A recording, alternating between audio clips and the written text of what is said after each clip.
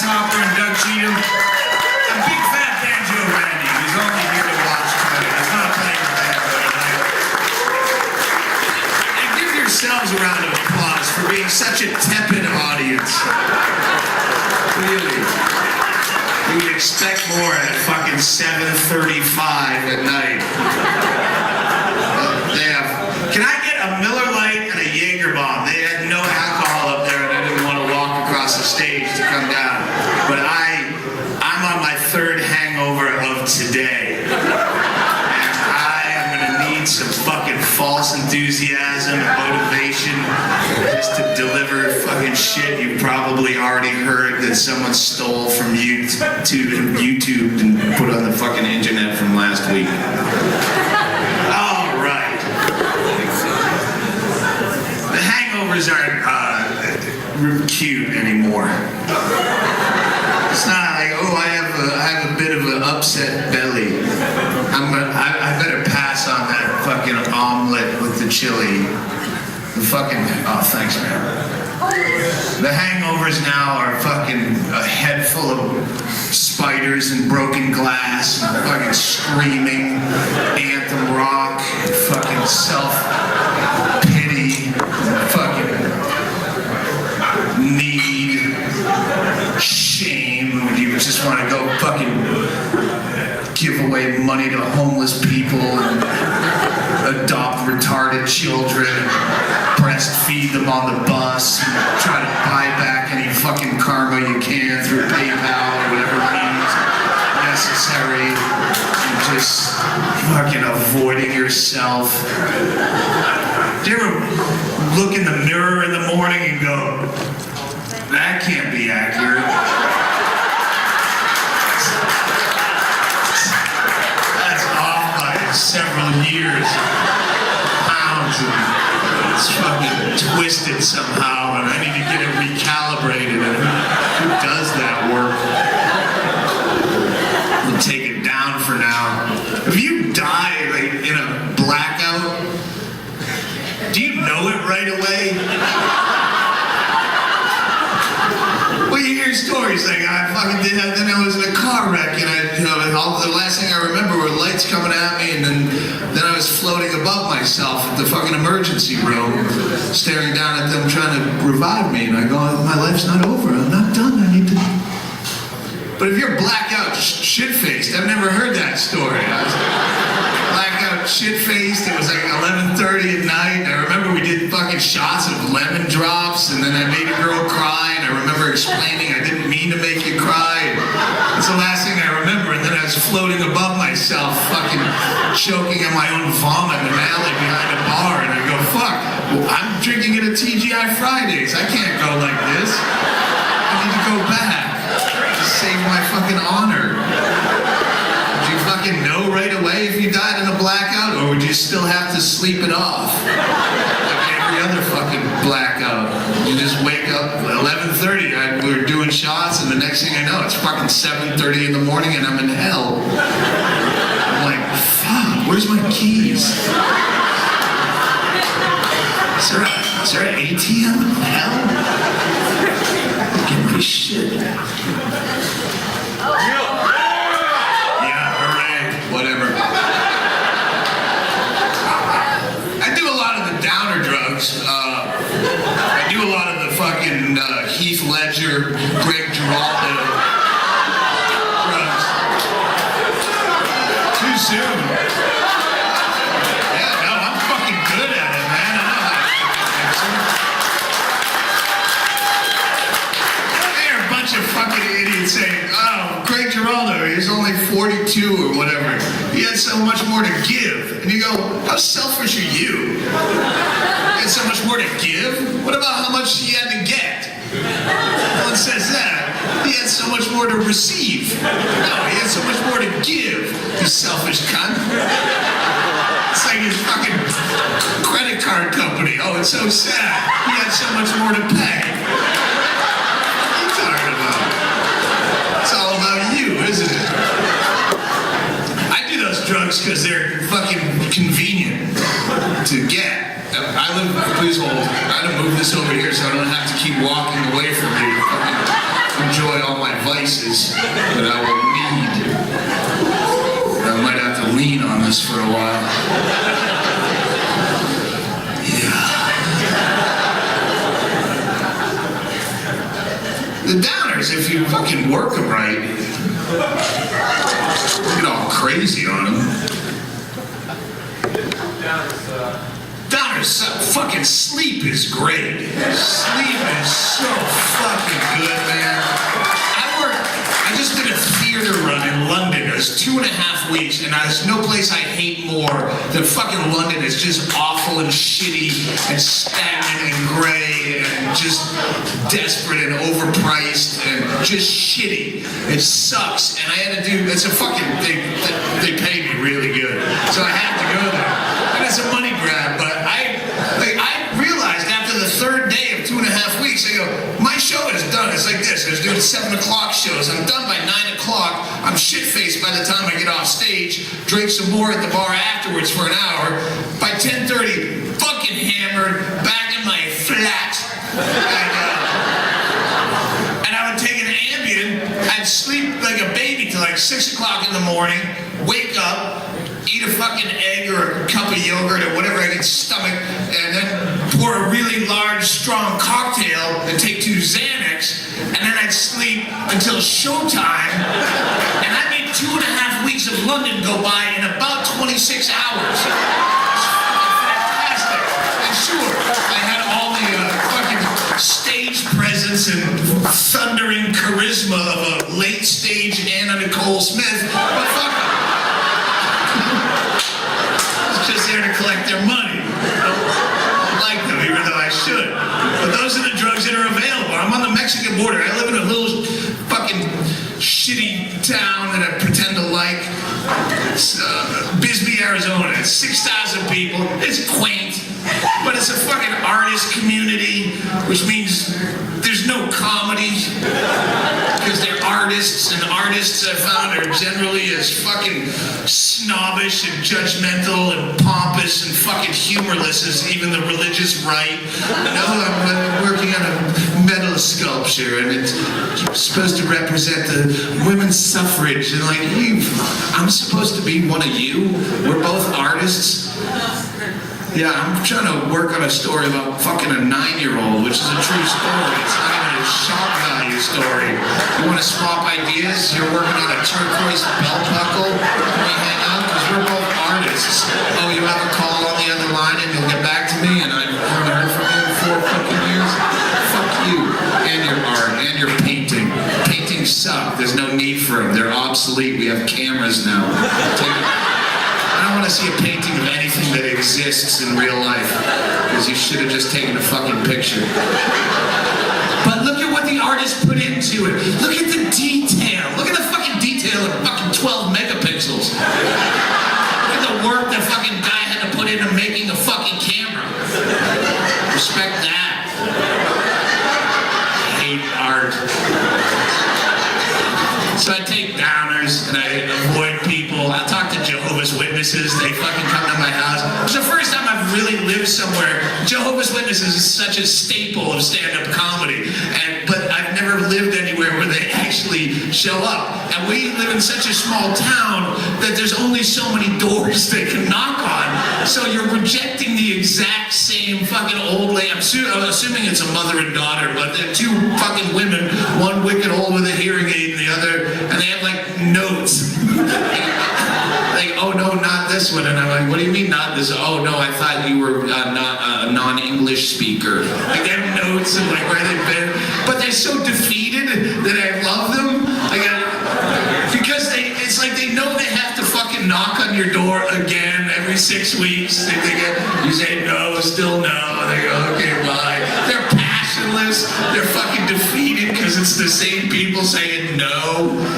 So that makes them cute. Because I love that poor work ethic. They know they have to beat on your door to get into heaven, but it's like someone who worked at Best Buy for too many years and they don't try to sell you the extended warranty that hard anymore. And you want the plan? No, okay, good. You know Jesus? No, all right, go. People are on fucking unemployment. They have to apply for to 3 jobs a week, but they don't want the job, they want the unemployment. Yeah, I'm not really a team player. All right. No? Good. I had to do this to get into fucking heaven and get my check. So that's my takedowners.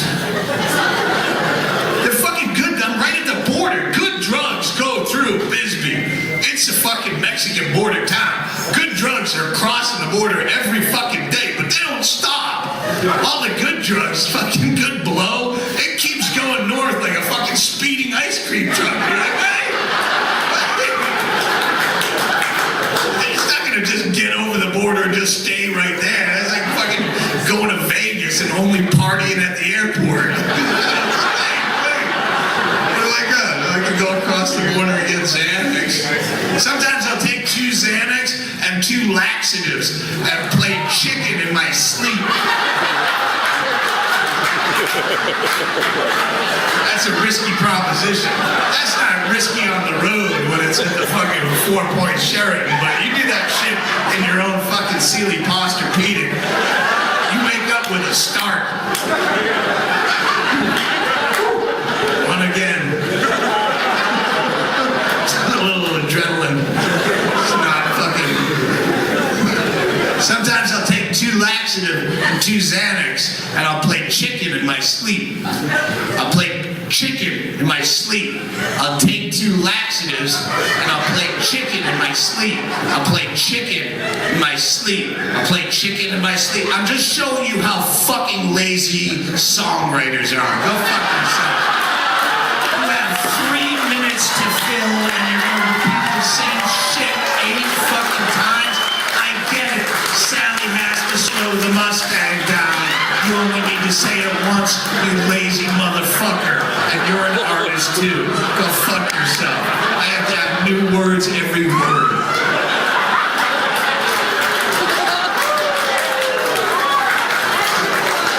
Fuck music.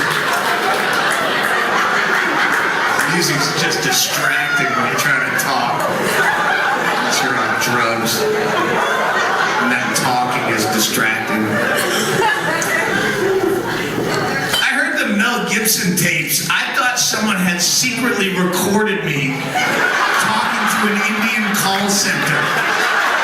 Well, that's me. Did someone bootleg that at 9:30 in the morning while I was disputing roaming charges? That sounds exactly fucking, those Indians are relentlessly happy.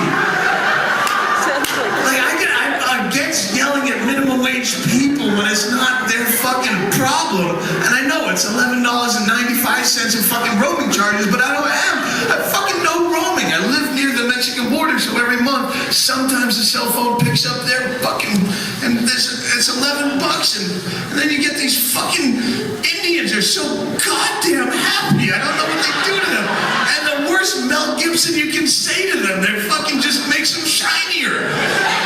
You fucking cunt, I'll burn the house down, but you should blow me first. I deserve it. I'm sorry you feel that way. You're happier.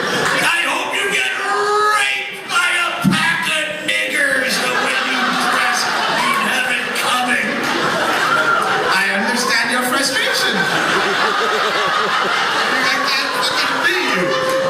All the fucking best Mel Gibson lines just make you sunnier. I like to imagine, if you listen to the Mel Gibson tapes, they're fucking hilarious, but if you put on like an eye mask and you lay back and you picture Mel Gibson, because you don't know where he's calling from. So it's so much fun. You listen to the fucking Mel Gibson tapes and picture him making those cell phone calls in public around a bunch of people who hate people who talk on cell phones in public. Around a bunch of people who hate people who talk on cell phones in public. Which I hate people who talk on cell phones in public, but only half as much as I hate 2 people having the same boring conversation live. Fucking talking on a a cell phone. That's rude. No, what's rude is listening to both boring fucking people talking. At least now you only hear half the boring fucking. I've been on airplanes where I've listened to the most fucking awful, trite, garbage, fucking silence-ruining conversations between people where I would have considered a screaming baby an upgrade that I would have paid for. Because at least I understand the fucking hate and the shrieking of the baby. But you two fucking dullards, just because you're sitting next to each other, have to fucking ruin a beautiful silence. You know what they say about the weather in Nebraska? Ooh, if you don't like it, wait 5 minutes. They say that fucking everywhere. It's not Nebraska, they say it in Pennsylvania, they say it in Maine, they say it everywhere but the fucking desert. Shut the fuck up. Stop with the camera. Really, it would make me crazy. I'll take pictures with you after the show. I got a little small box of what's left of my merchandise. I'll be hoarding it, shaking your hand with a fucking limp British. I'll sign your genitals. I'll shake your babies, and I'll take pictures of you. Don't fucking, you pull a camera out, it just makes me remember how fucking ugly I am. That can't be accurate. These Facebook pictures with a fan, that can't be accurate. That couldn't have happened to me. Drinking for fucking 28 years straight. Picture Mel Gibson in a crowded Beverly Hills upscale restaurant on a Saturday night at a center table by himself with a lobster bib on. While the waiter's trying to take his order, doing the classic cell phone douchebag. You're a fucking cunt! You used me! You're a fucking gold digger! You have no fucking talent! Get the Chilean sea bass. I hope you get raped by a pack of niggers! You have it coming! Pardon me, Mr. Gibson, I believe it's a pride.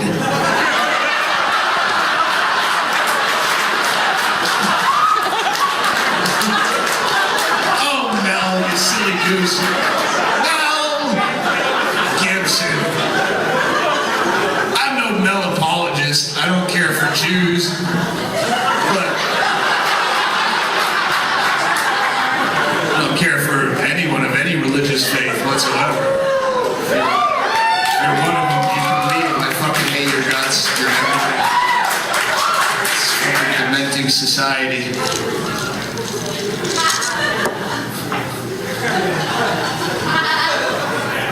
I want to bring the show to the Improv. I want to go somewhere where they disagree with me. I fucking hate preaching to the choir.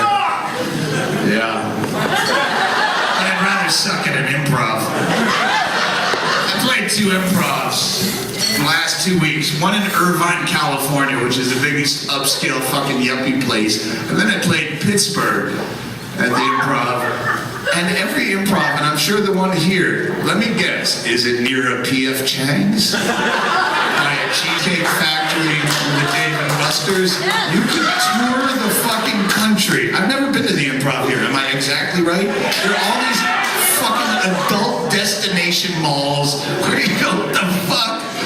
It's exactly, Pittsburgh and Orange County should not look exactly, if fucking 9/11 happened at one of those shitholes, no one would care. I don't even think it would make national news. They go, oh yeah, that place a piece of shit. Couple planes, whatever. And I would be building a mosque right now at this site just to be a dick. And I'd say it wasn't really a mosque because there's a Jamba Juice in it.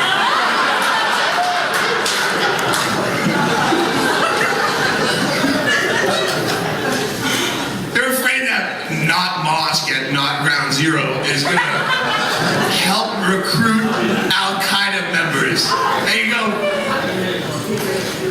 Why do you need to join Al-Qaeda to be a suicide bomber if you've already made that decision? Suicide bomber is pretty much something you can freelance. Why would you fucking join an army as a fucking underling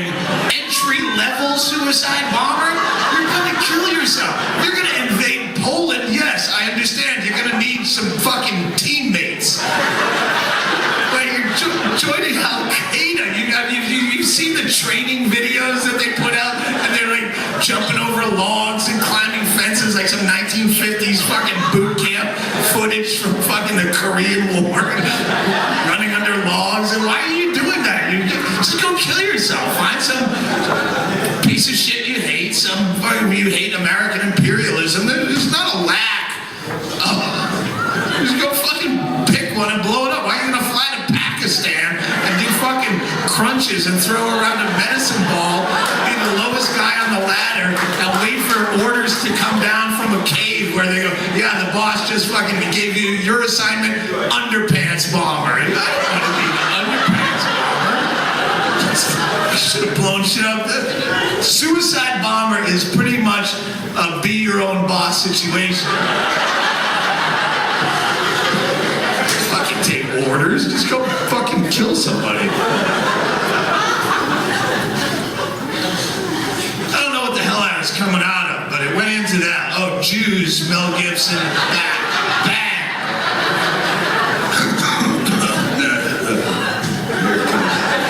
I got this herniated I have an umbilical hernia where my guts are starting to come out of my belly button. It's pretty gross. And when I cough, now it's how I can think of it. You feel your intestines when you cough, and it's gross. So, I got surgery, I think, coming up. I'm going for the prelims on Monday. I put on my website, I go, I'll trade a free CD and a DVD for a surgery, and I got it. I have nothing to complain about in life. All the anger up here is just made up. I just asked for dumb shit, and I get it. But at the same time, I don't know how much free surgery. I met an anesthesiologist, and if you know me from fucking like 15 years ago, I did a bit about people who hand you dumb business cards after the show. And the joke was, if you're ever in Shreveport and you need sheet metal. But people really did give me a business card in Vegas in August and said, we're anesthesiologists in Tucson. And I kept the card. And then when I put up the update about my fucking umbilical hernia, it's really fucking gross. I'll let you touch it for $1 after the show.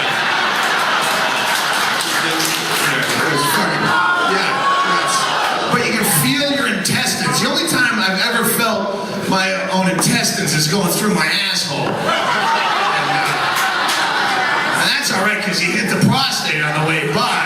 But if you do it this way, it just feels like your guts. It's not painful. And that proves that it is fucking width and not length. Because this doesn't hurt at all, but if you go through your asshole, it can be a little bit springy. I'm trying to get to fucking Mel Gibson. I don't even want to do that bit. It doesn't matter. You so obviously manipulated.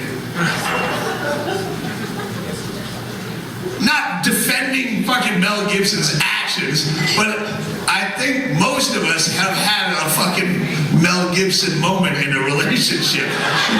Maybe you didn't punch a chick while she's holding the baby, like Mel did, but you've gotten to that point of fucking violence. It's not easy for a chick. I mean, it's not hard for if you're a chick and you've never manipulated a man into that point of fucking absolute breakdown. You know you could have. It ain't hard to do. All Mel Gibson's fucking girl would have had to do is just give him shit and be a fucking cunt all morning. Your movies are so predictable anymore. It's no wonder you're not a box office draw, and you're an old man and you can barely get it up. Fuck you, Mel. And then wait 2 hours and get him on the phone with a recorder and go, but Mel, I've done nothing but love you. What are you fucking talking about? Immediately. If you want romance in a relationship like that cheese dick fake romance, the consumerist Valentine's fucking what's he getting you for your anniversary? Actually, Mom, we don't celebrate our anniversary because we have a relationship that's actually, we connect, we're friends, we're not like you and Dad who fucked accidentally, fucking backseat of a fucking whatever from that year. Sorry, I don't have the whippiest imagination right now. Go fuck yourself. If you want that kind kind of romance, storybook, Prince Charming shit. It's easy to get. It's worthless and it's fake. But if you think that the fucking 7:30 Doug Stanhope show in Kansas City is not the most romantic way you could spend a weekend, and you want flowers or a diamond or some other bullshit, it's easy to get. This is how you do it. You go out tonight after the show, and you go fucking flitter around to the next bar, and everyone's having a great time, and just at some point, for no explicable reason, just turn on the dude. Just pinch your face up like a fucking asshole. Yeah. Make up some argument that doesn't, whether or not I'm funny is a common one between couples. You can use that if you can't make up your own argument. And just sit in the corner and while everyone's having fun and wait for him to notice. Baby, what's going on? You look all upset. Is there something wrong? Don't worry about me, Scott. You play your pool game with your friends. This night's obviously all about you, so you just tell him. What do you mean? You're obviously upset. Did someone say some shit to you? Or you know what? Maybe if you didn't say stupid shit to me, I wouldn't be upset. But you just play your pool game. What did I say? We were having a good time. Maybe if you listen to if you don't even listen to me, you don't pay attention to our conversations, or you know what stupid shit you said, but don't worry. And just keep cranking this bullshit out. The argument has to start at a place of zero logic and go in a wide circular fashion where it always comes right back at the end to the same place it started, which doesn't make any fucking sense. And you will turn the dude into fucking Mel Gibson within 30 minutes. It's fucking 1:30 in the morning and he's in a parking lot. What the fuck? Don't fucking talk over me. Don't talk over me, because every time I try to show you how this doesn't make sense, you're talking over me again. And now he's kind of shit-faced and people are walking by and they assume he's the asshole. Because if you're drunk talking to someone who's more sober, you look like you're wrong. You can't win an argument if you're slurring somehow. Two is 4. Sorry, sir, you're wrong. You gotta go. Like, what the fuck? No, I'm not wrong. I just have my motor skills. What the fuck? We were having a good time. You know how you can get a guy to that point of absolute mental breakdown, frustration, fucking veins coming out of his head and eyes. You know that if you can get a guy to that point where if you push him even just a little bit more, something very fucking tragic could happen. And that's when you have to push him all the way. Because what you want him to do is slap you right across your eye. That's your goal. So when you get him to that point, fucking just complete, you can't be timid and just go, ooh, he's about to fucking don't do that. Because then if you do it timid, maybe he just grabs your face really hard. You're so fucking lucky. I would never hit a woman because I was raised that you don't fucking hit women. You go, dude, you basically just hit her. I mean, for Christ's sake. Thank you very much. I'm good. Thank you. Yeah, no, thank you for bringing that up right in the fucking peak of a bit when my head was fucking raped. Some people are alive simply because it's illegal to kill them. No, that's what her shirt said.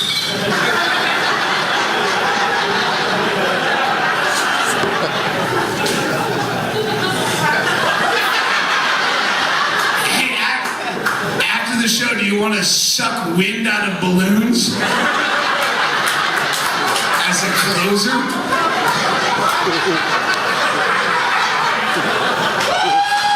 No, your heart's in the right place, and your tits are still holding up with that bra, but your fucking timing is for shit. You are to the comedy process what a strong shit smell is to the sexual act. It doesn't ruin it completely, but it makes everyone stop and pause, and there's cause for concern, and you wipe off and start from scratch. And I think that bit is is pretty much fucking dead.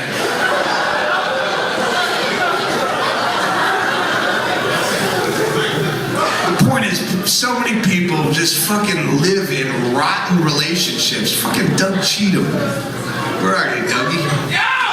The fuck are you doing? The guy, he was up here before. He's the guy that was, yeah, crass is a good word. Thank you. I was looking for a word. He was at sushi going, yeah, the improv thinks I'm too dirty. As I say, cunt, and black people's dicks fuck up pussies. I think it's really not the dirty so much as the punchlines, but that will come. I'm all for fucking busted pussy, black cock jokes. In fact, if you're a Negro and you're here tonight, and I'm dead serious, or if you can just find one who wants to do some modeling, I really need, I've fucking been asking for fucking 4 months. I've been asking, and you'd think someone would, I'll give you like $40 or something, right? Pay your drink. I just want a picture of a good sized black cock. It has to be stand out in a photo. I just need a photo of me gnawing on a black cock. Because I use the word faggot all the time, and it's a great word, but I use it as a word of weakness, and it has no sexuality attached. And I talk about fucking race, and I say nigger and whatnot, and I don't, if anyone gets offended, I just want to have that picture in my wallet. Oh, you're offended. I eat black cock, so I can say faggot. Oh, you're a fucking black male, and I said nigger, and have you tasted black cock, sir? Mr. Colored fella? No? Then shut the fuck up, because I look at this picture. I have it as a backdrop at my fucking shows. I have nothing left to gain or lose in this life.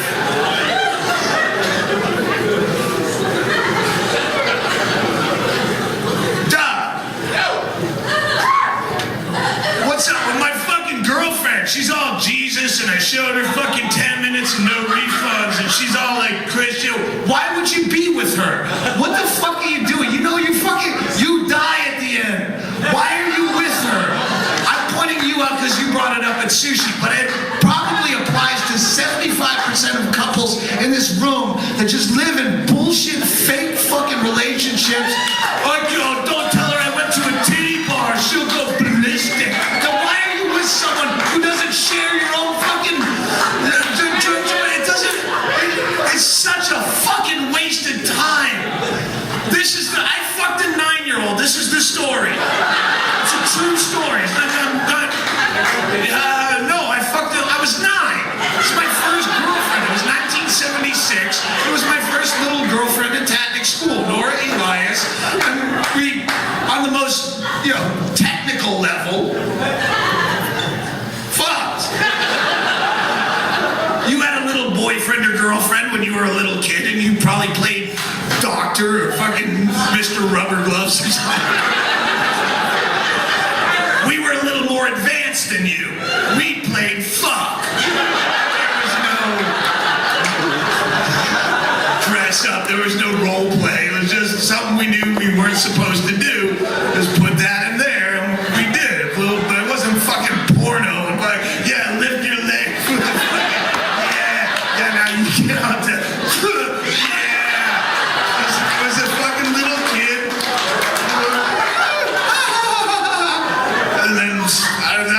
There was thrusting. It was just... and then we went and fucking egged cars and broke beer bottles behind Tatnick School. And now she's following me on Facebook out of the fucking blue. Nora Elias is now following you on fucking... My Facebook is attached to my Twitter. The point is, I'm like, let it go, lady. It's 4th grade. Fucking beat it.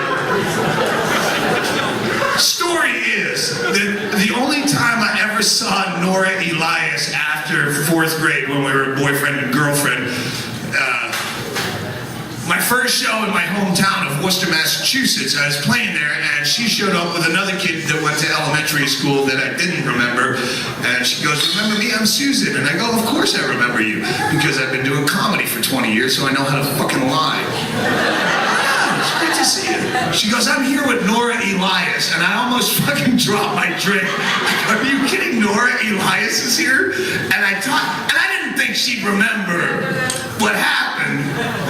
Not that we were hammered or anything. But I figure a 9-year-old, probably a 9-year-old girl would have a way of whitewashing that memory.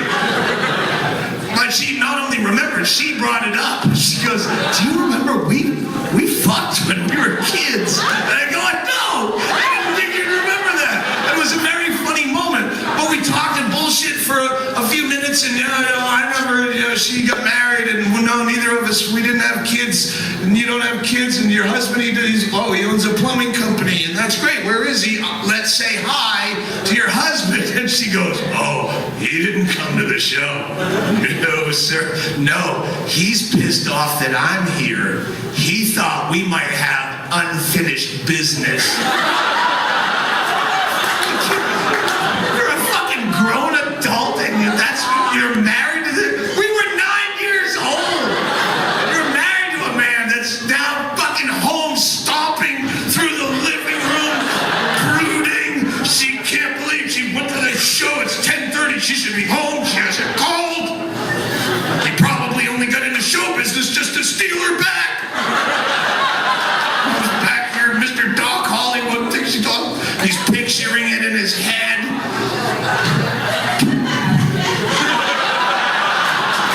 If you picture two 9-year-olds fucking, and the first emotion that rushes into you is jealousy, you have to reevaluate your entire moral compass, because something's desperately wrong. Jealousy should be right underneath arousal. And you picture 9-year-olds fucking for the worst thing that you could do. Fucking people live like that. Oh shit. This is gonna fuck up this show, but I gotta do it. Who's got speakerphone? Bingo, my girlfriend. I don't know if you fucking... Yeah, Bingo's going back into the mental institution right now. Yeah, she's fucking, it'll probably be a week. She's gonna fucking get her meds readjusted. This is gonna call Betty's phone. 520-559-4450. But I told her I'd call her from stage. She's going to the fucking loony bin. Because she's fucking retarded. She's fucking schizoaffective bipolar, and she's going to a... Yeah, put it on speaker. I told her to answer whatever fucking... Oh, good. Hi, Betty.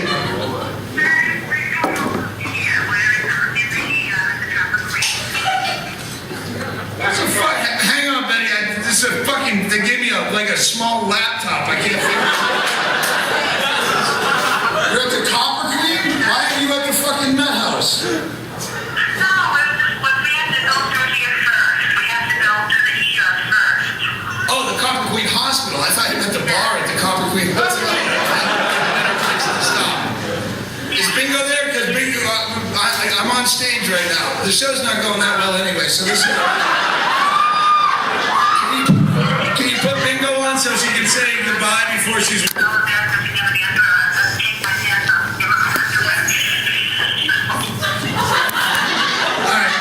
Beautiful, but all I call is take off your pants and give her your underwear. But hang on, Betty, you have to wait, Betty, you have to pause for laughter when you say something that's inadvertently funny.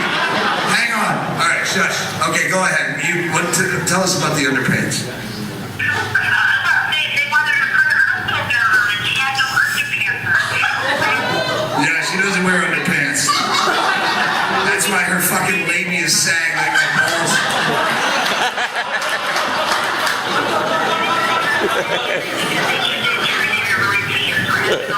Oh, she can't come to the phone? She can't get to the phone?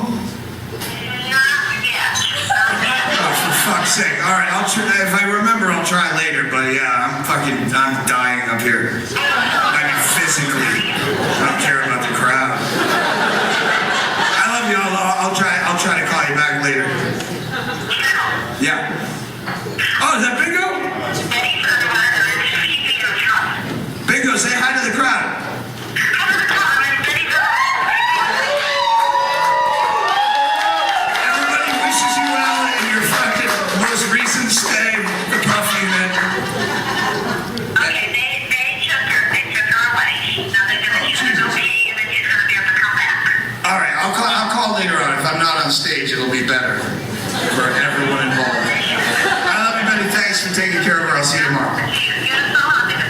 I'll be home about 2:30.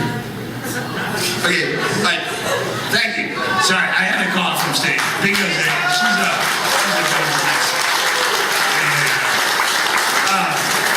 what was it? We have a great relationship because we don't really fuck much, but that really helps.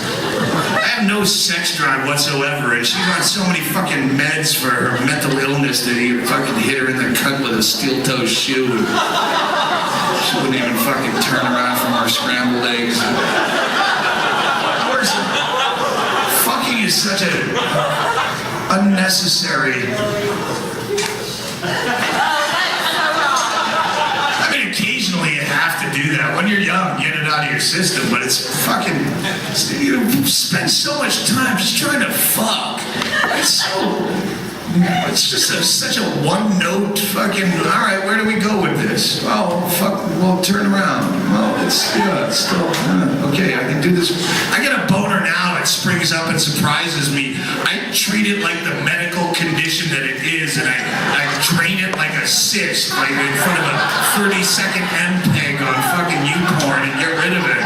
Not some young man, oh, I got a boner, what do I do? I'm confused. I'll start a Facebook page and meet people, and I'll stand in line behind a velvet rope to pay $9 for a drink and listen to shitty music. No, fucking get rid of it. Sex is pretty gross if you're not in the mood, if you just... You ever watch porn after you come? Might as well watch dogs fuck. It's like, I didn't want to do this. I've done this myself and just fucking moved on with my day. Unbelievable. You're old people, you know. There's no fucking thrill in it anymore. What the fuck are you gonna accomplish? Oh, honey, I want to show you how much I love you. Then do it yourself. You fucking love her. I'm so fucking... my sex drive has been beaten out of me by fucking age and alcohol and fucking graphic pornography and just a fucking such a grimacing distaste for my own physical body that if I do beat off, I'll put a t-shirt on. I went to Golden Corral yesterday in fucking Indianapolis, and I go, this is the only place I'm gonna find my girlfriend ever again, because the fucking gross behemoth pigs at a fucking Golden Corral in the Midwest, these just fucking slobber, fucking sway belly hogs. I can fuck my girlfriend there and not feel bad about myself. Just fuck right over the macaroni and cheese. Baby, I want you to fuck me in comparison. But yeah, no, it's a fucking, I'm gross. Drink it. I love when I get boner pill spam and it says, be a better lover. You go, I don't think the boner was the issue. Do you have a pill that's gonna make me care if she comes? That would be a medical miracle.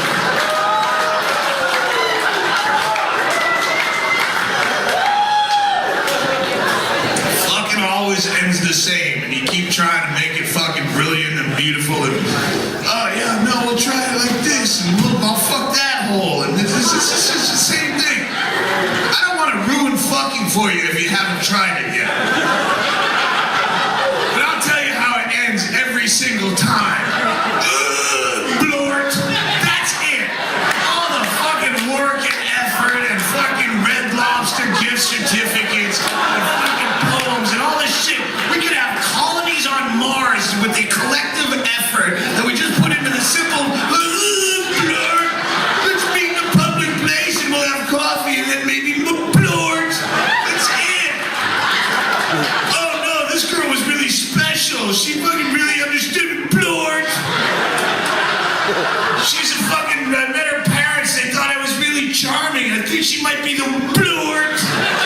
She was a roller derby girl, fucking tattooed fucking titties, like cartoon titties with the nipples straight up, pierced tongue. We were doing meth for like 16 hours.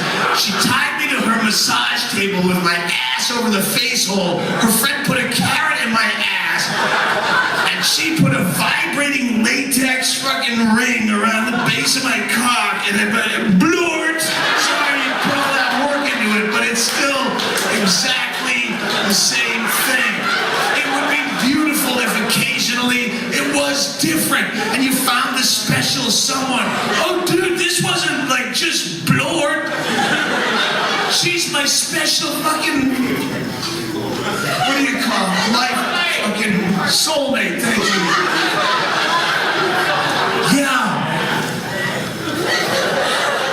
Yeah, what happened is she has a special trick. I don't know, she's raised by wolves or Indians or something, but she had this shamanic trick where she'd wrap up your fucking cock and balls in a garbage twist tie, garbage bag, the old-fashioned kind, with the paper over wire, not the fucking plastic. And she'd get your junk until it was all fucking bluish purple, and she'd jerk you off. She jerked me off with 2 fingers, and right before I was gonna come, she whacked me in the taint. You have a taint chakra. It's your fucking unknown chakra down in your fucking perineum, and she'd thwack you, and instead of ejaculating, what would happen is your entire field of vision would swell with neon rainbows coming in and out of focus. You'd lose all equilibrium. Instead of coming, what would happen is your asshole would gape open like a vomiting baby's mouth, and all of your earthly fears would float out of you into the atmosphere, never to be seen again. And you go, oh shit! Now that would be worth 2 tickets to Les Miserables. But that doesn't happen.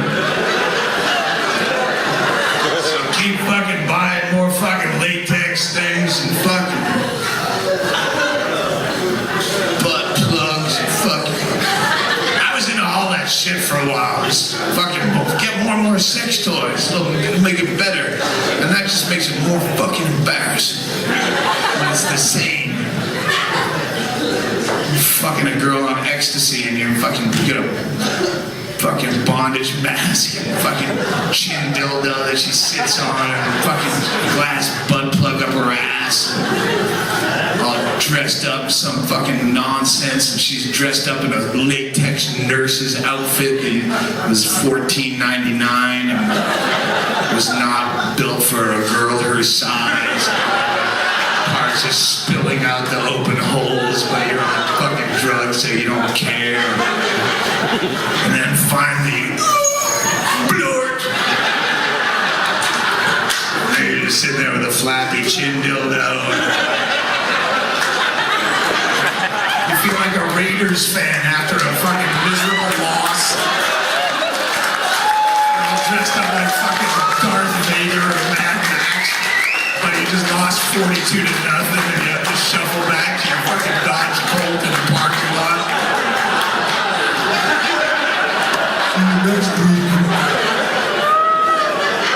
Sad. It's very, very sad. I haven't played Kansas City in a while, so I did the blort material. It's kind of old, but it's not on the CD yet.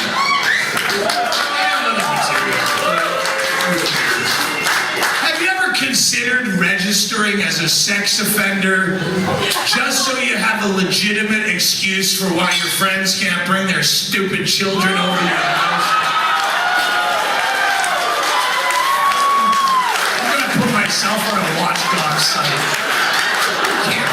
It's a party. Why are you bringing your fucking kids in? Super Bowl party, Doug, I'd love to come, but I got custody this weekend. You don't mind if I bring little Jimmy Jr., Aunt Sarah, and little Connie? Yes, I do. It's a fucking adults party. They act like they're worried about their children. Oh, don't worry about them. It's like they've heard every word in the book. Yeah, except fuck off, evidently, because no one wants a kid at a stupid party. You're fucking snorting Ritalin, asshole. It's kind of a buzzkill. Oh, put the kids in the corner. They'll entertain themselves and annoy everybody else at the party. Put your fucking kids in a hot car and you just bring beer. How about that?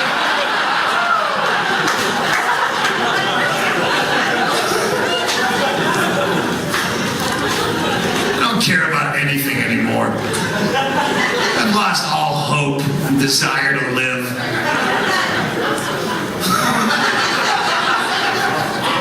I don't want to fucking die a Greg Giraldo death because there's no romance in it. Hedberg died a fucking heroin death, and that was cooler. You know Mitch Hedberg? He's a great fucking comic. He's a friend of mine, and he was a drug enthusiast. People would say the word addict. There's no such fucking thing as addiction. You're like, oh, fucking cigarettes are harder to quit than heroin. It's worse than addiction. It's not a fucking addiction. You fucking sleep 8 hours. It doesn't even wake you up. But you go, I can't go a fucking whole hour without a cigarette. But you just slept 8. It's not addiction is, no, it's not addiction. There's some things that you just enjoy more than living a long time. You're addicted to Twitter. You're addicted to fucking ice cream. No, you just prefer it to fucking doing other shit. Heroin, fucking, yeah. Mitch loved fucking drugs. They killed him, but they didn't ruin his life. He had a great fucking time right up till maybe those last couple of seconds where he went. But otherwise, yeah, he had a fucking great time. And then this stupid family I saw on the internet. Yeah, golf fucking charity. He did a charity golf tournament. Mitch Hedberg, he fucking hated sports more than anything. But they did a Mitch Hedberg golf charity to benefit a rehab. They took everything he was against, which is sports, to fund everything he was for. No, he loved drugs. You just fund him. That's like taking the guy who died on the luge in the Olympics and just twisting all of his values around to doing like a pie eating contest to keep children out of sports. Stay away from athletics, kids. Get fat and stay on the couch. That shit's dangerous. Why don't you literally dig fucking Hedberg's body up and then turn his remains over and then slowly shovel them fucking back, you caring parents.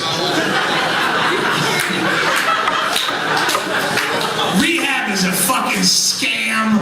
It's a big cottage industry. Quit. Just don't do it anymore. That's all you have. But fucking Dr. Drew Pinsky should be fucking tied to a telephone pole in public with his hands behind and have fucking garage bands staple fucking flyers to his head over and over, and then the next band fucking draws a dick on it, and then the next band tears it down, and the new band staples more flyers to his head, so he's just covered with fucking staples, and he dies slowly from a I picture killing people way too elaborately. I spend too much of my day not writing jokes, just coming up with new ways of killing people over like Saw movie deaths, like these elaborate schemes, these Rube Goldberg deaths so you can watch their faces they die over a course of days. So I don't want you to just fucking die. I want you to die. I want you impaled on a spinning dildo. A fucking big spinning dildo. You're in a giant-sized rat cage with your fucking fat, pimply ass sticking through, and there's a giant fist dildo jammed through the bars on a spindle, and it's whirling around. It's like 1,800 RPMs, and the only way that you can keep it lubricated is to drink castor oil out of a giant rat feeder. It's mounted on the cage wall, so you're in a straitjacket, remember that? And your ass, and there's a dildo in the shape of a fist, and you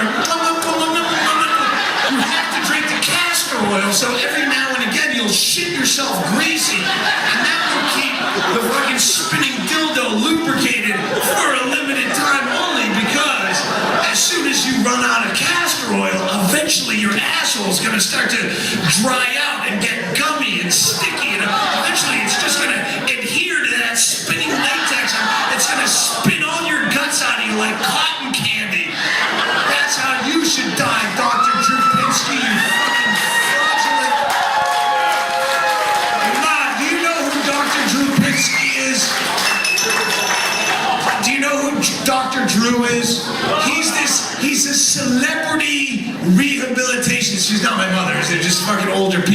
don't waste their lives watching fucking VH1 Celebrity Rehab like I do. It was a guilty pleasure for me at first, and then it just stopped being a pleasure. Then it was a guilty hate, and then just sit and watch fucking Celebrity Rehab. They'd get all these D-celebrities, and it was funny at first. But what made you angry is it gave Dr. Drew credibility. We go, no, he's a fucking scumbag. But now he's on fucking national news. And he's probably milking Greg Giraldo's death right now. Every time a fucking Corey Haim comes on, he dies. Dr. Drew Pinsky gets to go on Larry King Live. It's not a doctor. What kind of doctor would do that to people? Oh yeah, that's what you do for the deadly disease of addiction. This is a disease, by the way. From these people. It's a disease. Then you're a fucking doctor. You have a credential up there. What do? You let them shake through a fucking 3-day sweaty detox, and then you send them boating with Gary Busey. You're a fucking doctor. And that would be fine if people looked at that as the cartoon that it is. But no, they look at him and they give him, it's like Glenn Beck or Sarah Palin, where you go, all right, if everyone was in on the joke, but no, people are taking that fucking shit seriously. And now Corey Haim's dead, and Larry King says, joining us now on fucking Larry King Live to talk about the tragic death of Corey Haim, celebrity rehabilitation expert. Doctor, first of all, how do you become an expert in celebrities? At what point in medical school did your professor say, Drew, come here a second. I've been watching you work, poking at the cadavers and whatnot. You seem to have a natural knack for the rich and famous. Have you ever noticed that? You fucking ambulance chaser to the stars. You would step over a dozen dying winos in the street to get to Artie Lang's bedside to fucking offer Lindsay Lohan unsolicited advice via Twitter. You're a fucking doctor. You have a credential on your fucking wall. You piece of shit. You should be stripped.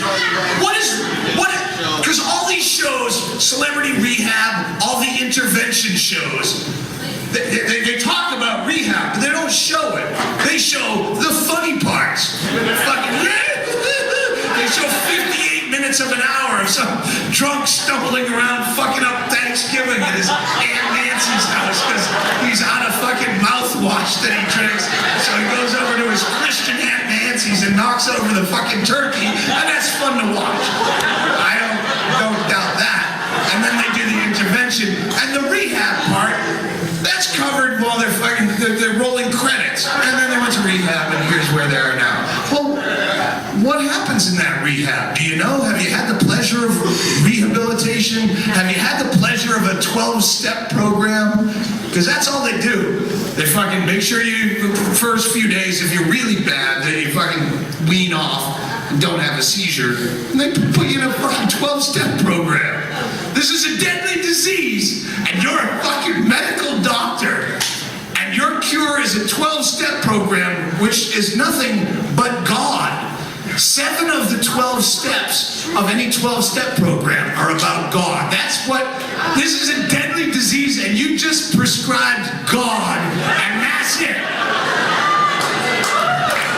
Any other disease, you have fucking rickets, vitamin D. You got genital warts, we'll burn them off. You got cancer, we have a boatload of options. You got this? Ooh, you better pray. You're gonna do some praying for me, boy. Even religious people, the most religious people you know, do not want to hear about God during a medical diagnosis from their physician. Doc, my fucking lymph nodes are coming out of my neck like golf balls. I'm shitting blood. I can't keep food down. I've lost 17 pounds in a week. Ooh, sounds like someone needs a higher power. I'm tired here. Should we do an MRI? We do fucking antibiotics and CAT scans? Oh, no, just Jesus. AA makes look credible. Because at least Scientology has a consistent dogma. Or any other religion. Fucking AA is such fucking slipshod, fucking splattergun, fucking make it up and write it down. There's a chapter to the agnostic in the big book of AA.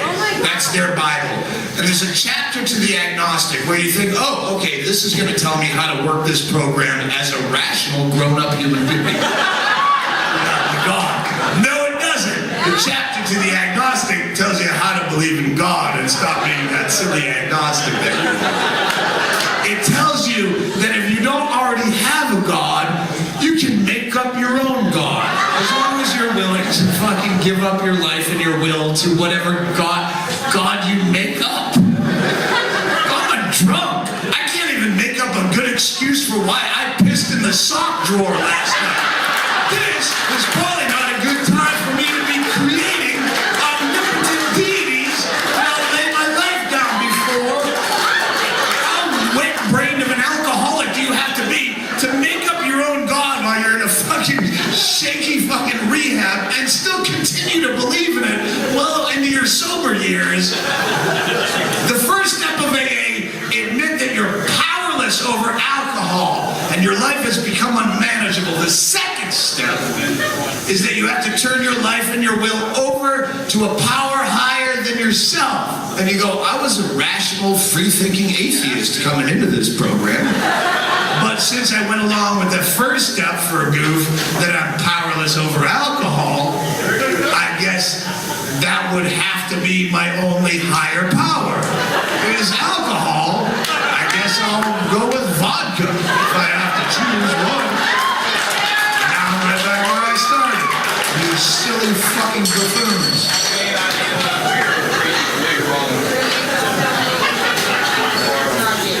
I'm not saying it's wrong to stop fucking doing anything.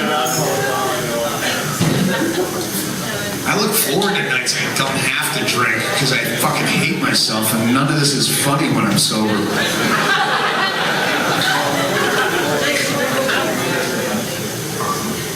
We have over 600,000 nonviolent drug offenders in the United States prisons.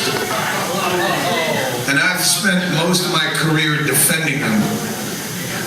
But in reality, probably 580,000 of the 600,000 are fucking idiots. You have to have some personal responsibility at some point.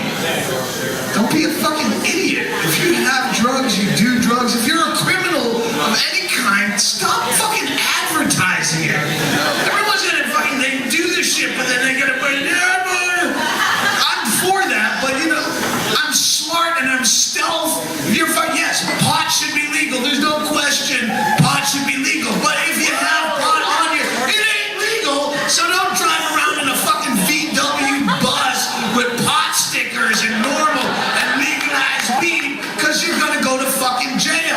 Don't be a fucking idiot. Paris Hilton, Lindsay Lohan, you're stupid as shit. Yes, you're in prison for things that aren't wrong, but you're fucking dumb. Have some personal responsibility. Be aware. Stop that of the fucking fact. I fucking hate when people film me. See, you just fucking killed a good bit.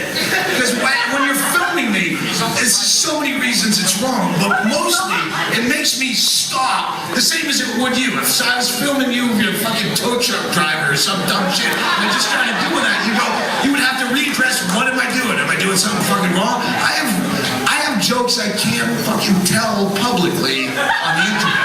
I'll tell you, we have a fucking lawyer-client confidentiality in the room.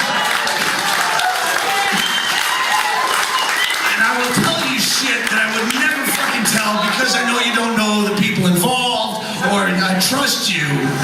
But every fucking show now, there's always one little fucking rat-think prison snitch, low-rent zapruder who's gonna prove he went out once in the world and then you film it and put it on YouTube.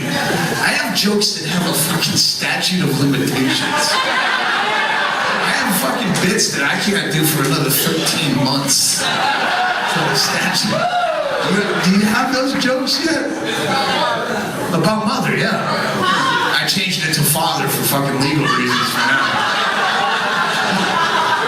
Legitimate proof of the afterlife. I'm not saying there's any God whatsoever, but there is definitely an afterlife, and I can prove it.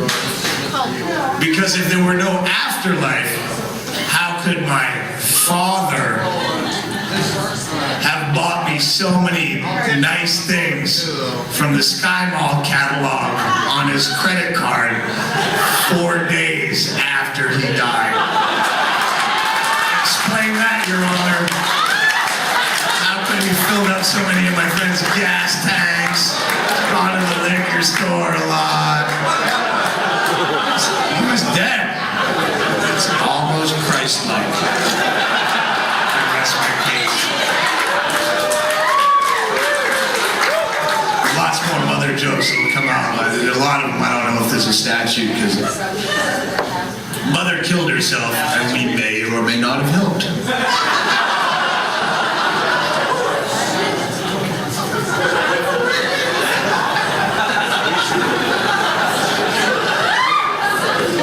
It's a funny night. I mean, she was a fucking, just such a miserable cunt at the end. She was odd. She hated everything. She was just fucking awful. She was emphysema and drowning in her own fluids anyway. It's not like we were like, oh, you're bitchy. You gotta die. she was dying. It was her idea. I fucking called it in 2004 on that last DVD that year. She'll kill herself. That's right. She's like, I'm ready to go. I'm like, well, come over to my house. She was a fucking hoarder. She was living in 300 square feet of piles of fucking shit. That was before the word hoarder was out. Why am I talking about this? I must be I go, if you're gonna kill yourself, you're gonna come over here. She had balked at suicide so many times that we didn't believe her. She's like, she just wants to come over and get attention, and she's fucking awful. So I'm like, all right, you're gonna kill yourself, come to my house, because I'm not gonna go sit in that fucking shithole. And it was a Thursday. I remember this because I said I had to fucking lay down ground rules for her suicide. I go, fucking film. Sorry, if someone's filming, punch him in the face. Fucking highly. Don't have them film it so you can punch him in the face. It was a Thursday, and I remember I said, listen, Ma, if you're gonna kill yourself, seriously said, hey, dude, bottoms up. I said, if you're gonna kill yourself, you can't do it on Sunday or Monday, because that's football. I go, but you gotta do it before 2 weeks from now, because that's when Brian, my manager's coming back down to visit, and he doesn't have the stomach for this kind of shit. Mother and I had a fucking dark sense of humor, and we knew where she was going. She smoked fucking cool menthols for fucking 48 years, and she wasn't gonna quit. Smoked right till the fucking very end. So I pulled the oxygen mask, took 90 morphine fucking tablets, where I called my off-the-record doctor, and he said 30 would be plenty, but the fucking hoarder that she is till the end couldn't leave us with 60. We're gonna have memorials to you every weekend where you had to take all fucking 90. And then she took them, and then you thought it would be quick, and then we're just trying to make fun and talk about old times and make jokes, because she did have a good sense of humor. We're just trying to make her laugh, and you can stare at me for 3 hours. There's no gig harder than trying to work your mother's suicide. I like fuck with her. Oh wait, they found a cure. It was October of 2008. Now you can look up the scores specifically, but I said to her, I go, Ma, if there's any kind of afterlife, if there's any shining light you go through, if there's any way that you can still maintain contact. She did it on the Saturday right before football, so it was fucking perfect. I go, if there's any way that you can communicate, see if you can make the Saints cover 8 points at Oakland. I have $40 in the game. And they won like 33-10 or something. They fucking blew them up. Here's the ball.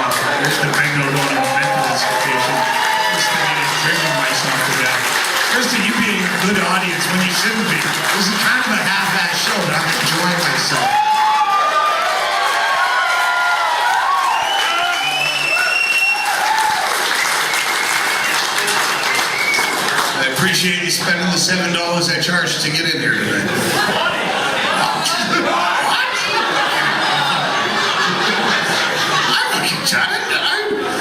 Everyone else paid $7. Tough economic times, how about it? I try to do bits about the economy, but that doesn't affect my audience. The fucking hardcores of my audience are not affected by fucking investments gone wrong, or fucking 401ks, pension plans. You probably sold plasma to get in here tonight. You traded pot for tickets.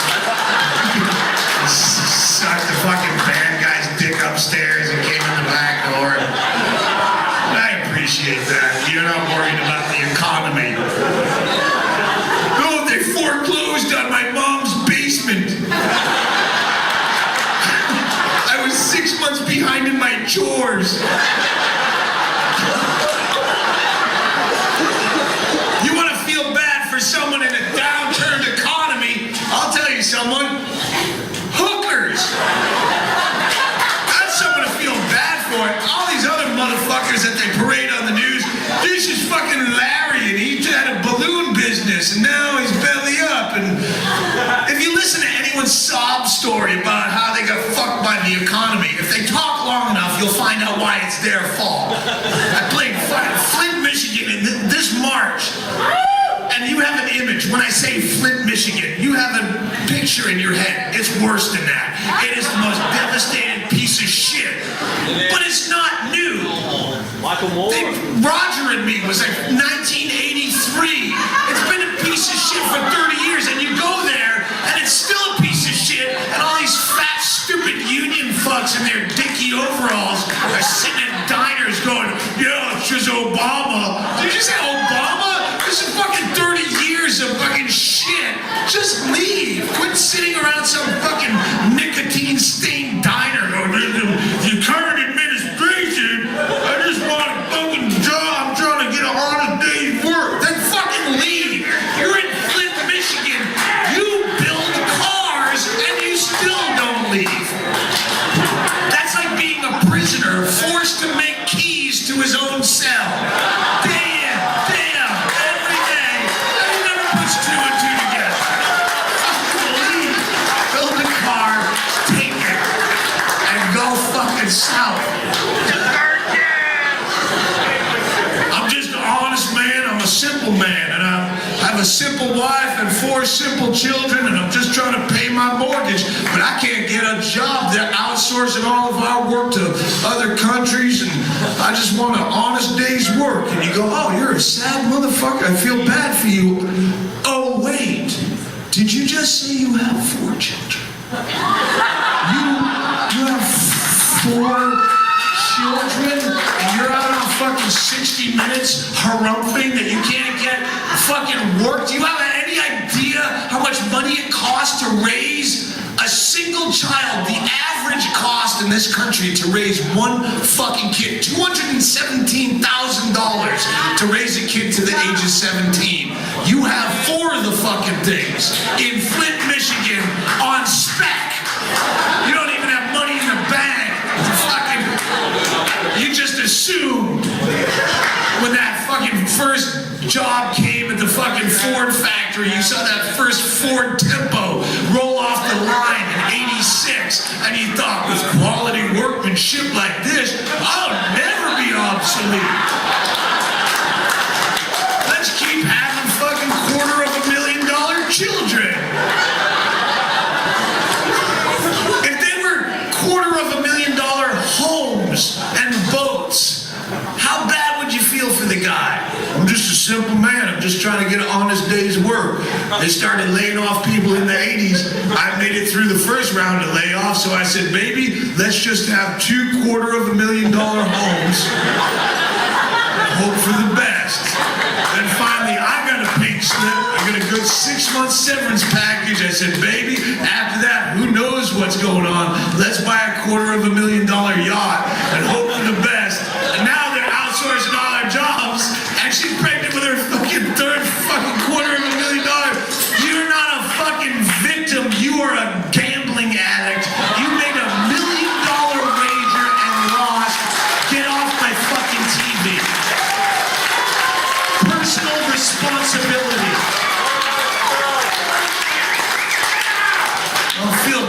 you. I feel bad for hookers. Fucking economy like this, and you're a prostitute. A prostitute doesn't have the same worst case scenario B plan that we all enjoy. No matter how fucked up things are for you at work, no matter how desperate it gets, you look at your friend, Danny, they lay off any more people. I'm gonna be out on the street sucking dicks for a living. I got nothing else. Hooker doesn't have that safety net. She's already out there. She's in the trenches right now, fucking sucking dicks and looking up at your office building while she's sucking a dick, thinking, they lay off any more people. More people are gonna be out here sucking dicks. It's gonna be a buyer's market. I'm gonna have to start doing anal. Woman my age shouldn't have to do anal. I ain't built right no more. I wake up in the morning, I do exercises, I do squat thrusts, trying to strengthen up my shit pussy. You can't afford to get all loosey-goosey down in your ass pussy. Not in this economy, sugar. You get all baggy in your shit pussy. You be tonguing ass for a living. That ain't proper work for no woman. You start learning tonguing ass, you gotta wake up 5:30 in the morning, go down to a construction site, steal all the toilet paper out of the porta potties, go into Andy Gump and take the paper out, wait for that construction man in his yellow vest to take his good morning gravelly Starbucks coffee dough, scramble for the toilet paper. Ain't no toilet paper in there, sugar, but I'll clean you out real good. That ain't right work for no woman. You start doing anal, you gotta fucking worry about your diet. Can't eat no more licorice, no more gummy bears, no more cheese whiz, no more bread. You gotta eat Triscuit wafers, get some fiber in your diet. This economy's fucked up. You look at that shit the World Bank, International Monetary Fund be doing fucking with the... We gotta get this Federal Reserve back on a gold standard. The motherfucking government passing out fiat currency. This motherfucking economy built on a house or car. Currency only has a value, as much value as a consumer has faith in the currency, motherfucker. Fuck Keynesian economic philosophy. Milton Friedman, that's a motherfucking dig that dead Jew up. He's a Nobel Prize winning fucking economic. That you dig up that dead Jew, ask Milton Friedman what he thinks about this economic system. He'd tell you, you better strengthen up your shit, pussy girl. Cause this whole motherfucker going down with it.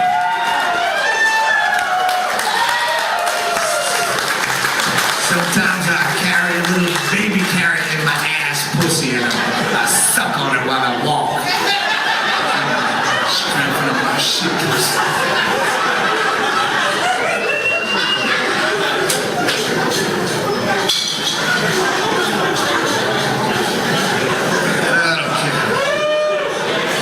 I don't care about the world. I know I used to have some social...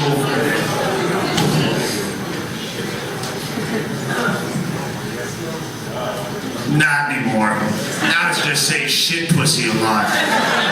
It's more fun than having social relevance. Caring about stuff just pisses you off after a while. 20 fucking years of this stupid business. Oh, you should see that guy. He talks about stuff that matters. Yeah, but I don't matter. So talking about stuff that matters doesn't fucking help. I guess at some point in 10, 12 years ago, I thought I could change the world by yelling at 100 drunk people a night. Screaming about stuff that matters. Civil liberties and government intrusion into your fucking social life and stuff that you're not gonna fucking change hanging around in a bar. We don't do shit. We agree and get drunk and laugh and leave. That's why we'll never be fucking Christians or other religions, because they do shit. They might be stupid and retarded, but they're out in third world countries right now fucking reading Bibles to fucking starving children. You're a role model at that point. Kids are fucking all bloated belly, fucking distended, fucking flies eating the cake around his eyes. And you fucking wave a cup of rice in front of them. Oh, wait, listen to this book first. Yeah, you're gonna fucking make a difference. It's not necessarily good. We need to do that. Get one of you motherfuckers, we all pony up 10% of our income and send one of these dumb motherfuckers over to follow that nut around in the fucking Sudan with soy sauce and a better book. Here's some Dawkins. That lady read you the Bible. Listen to fucking Christopher Hitchens. And here's some wasabi to make that rice way better. Hearts and minds, faggots. Hearts and minds.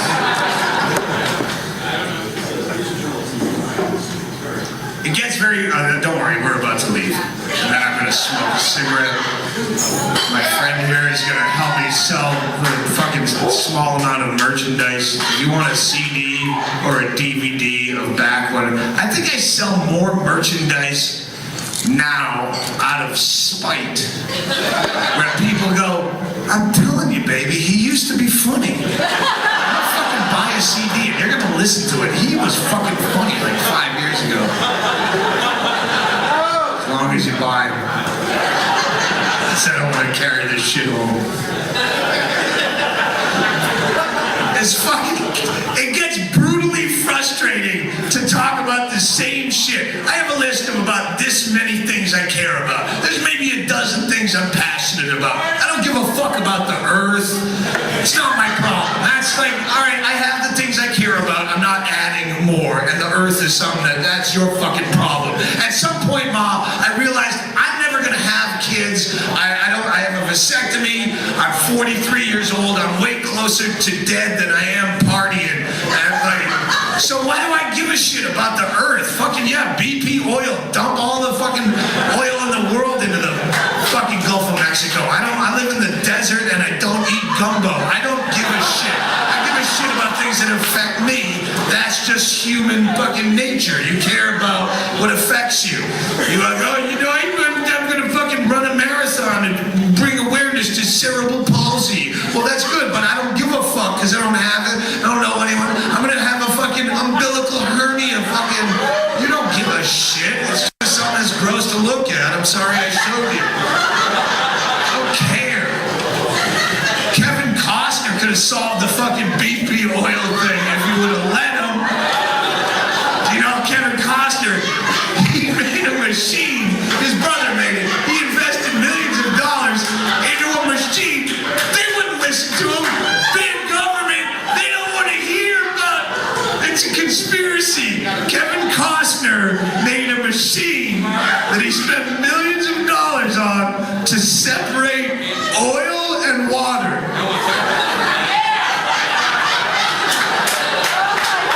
I thought they did that all by themselves. So much so that it is a cliched expression of, it is the example of the two things that don't go together the most.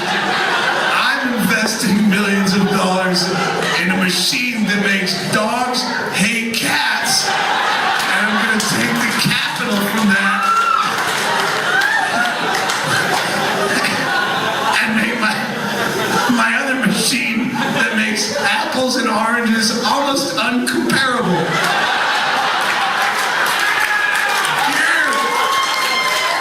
Here is why fucking BP oil, the oil spill, was actually a boon to both me and you. Every one of us has profited on a spiritual level because of it, and I'll tell you why. I used to have a fucking great joke about an oil spill, but it was not a big one like this, so it didn't get any legs, but I had a fucking bit that I loved doing, had to dump it. And I go, wait, this is a big fucking oil spill. I can do that bit again. It will reanimate it. And then I thought, goodness, that bit won't work unless Dawn Dish Show brings that commercial back. And they did. So maybe there is a God and an afterlife. Dish Show has the most obscene commercial where they're fucking showed ducks or some kind of waterfowl covered in crude oil. They're dying, suffocating in crude oil, and people are desperately trying to save the duck's life by scrubbing them in a pan. They're not so desperate that they didn't wait till someone pitched the idea for the commercial. Someone from Mad Men, Donald Draper, and the fucking Mad Men had some highballs and pitched, you know what you should do about that fucking oil spill? And they fucking spitballed it around the room, and they greenlighted the project, and then they had to build a set, and they got the fucking camera crew, and the guy goes, no, fucking, don't clean the duck yet, fucking keep the duck dirty, we need it for the commercial. Don't save it, don't let them die, but don't fucking clean them. We have union negotiations with the lighting guys, craft services haven't got here, we're doing hand model auditions for the scrubbers, keep the fucking, put a crazy straw down the dirty duck's neck and fucking blow air, I don't give a fuck, we need a dirty duck, and we need it for the next few days while we set up shop. You don't consider that when you see the commercial. You just see a dying fucking duck, and you hope it lives. Unless you're a complete sociopath, most people who saw the commercial were pro-duck. But you assume that it's a commercial for some environmental concern, or it's fucking saveaduck.com, PayPal us $1. But no, it's dog dish soap. We get your silverware sparkly clean, and then we scrub a duck on our off time. If we pass a dirty duck on the sidewalk while we're walking our fucking shih tzu, we'll scrub a duck. And you go, you vulgar, how obscene to use a tragedy of that magnitude just to promote some silly dollar store product. Is that not exactly like using a rape victim to promote a feminine hygiene wash? It's the same fucking thing. When we first found Elizabeth Smart, after wandering the lonely, cold streets of Salt Lake City for 6 months with her weirdy, beardy, homeless husband, her little baby bald snatch was weeping sap like a maple tree.